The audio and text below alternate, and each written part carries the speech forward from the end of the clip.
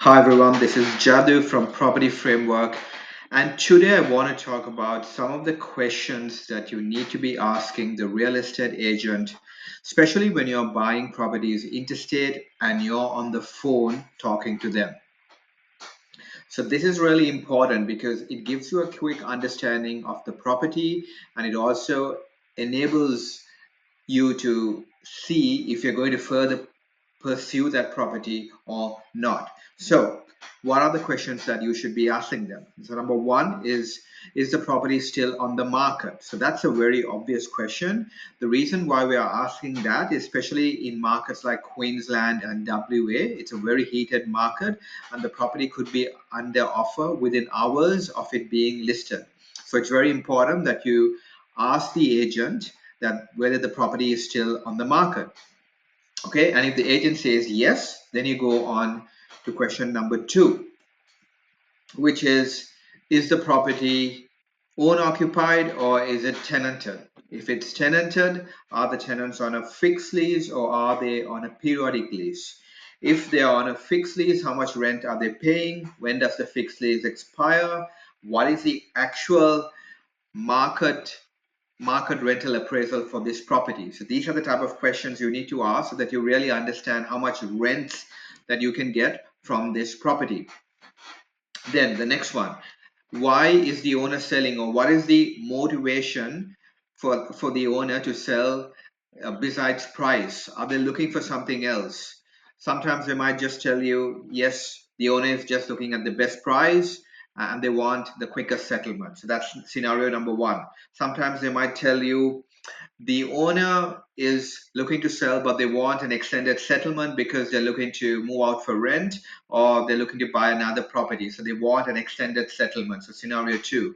And then there might be another scenario, like a scenario three, where they say that the owner is looking to lease back and rent back that property because they want to stay there for about 1 year before they find something else. So all these three scenarios are very different scenarios, and you can use that information to your advantage. If it's scenario number one, they want the best price, right, and the shortest time frame, settlement time frame.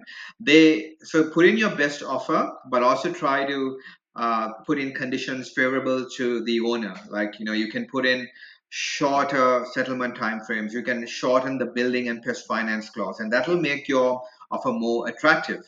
Number two, if you know that the owner is looking to lease back the property, then you know that that's going to rule out all the owner occupier who are looking to buy these properties, right? So you're only competing with investors, and that means lesser competition, and therefore the offer you can put in could be a bit lower than what you would typically put in. So that gives you a competitive advantage. And the next scenario is when the owners want a longer settlement. Again, you might have a slightly better advantage because not everyone would want a longer settlement. So if you can give that to the owner, the longer settlement, they might compromise a bit on price and you could get away with a lower offer price.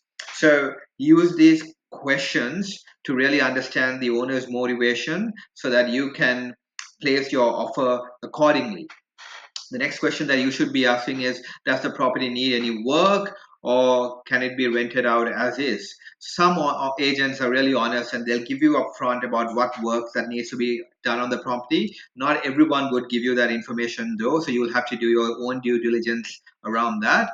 But it's just worthwhile asking this information so that you get an idea of what you might expect with this property.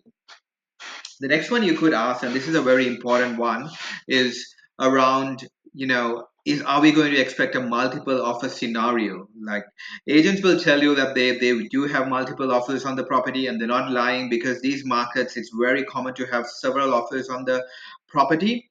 So they're not making up numbers when they say you got to be above the asking price or you got to be above this to be really competitive. So that information is actually true. So you've got to assess the market conditions, you've got to access the comparables and see whether this is really worthwhile placing an offer for that property, right? So those are some of the questions that you could ask the agents that will really give you a very high level overview of whether you're going to pursue this opportunity or not. I hope you found these tips useful, and there'll be more coming in the future. Thanks.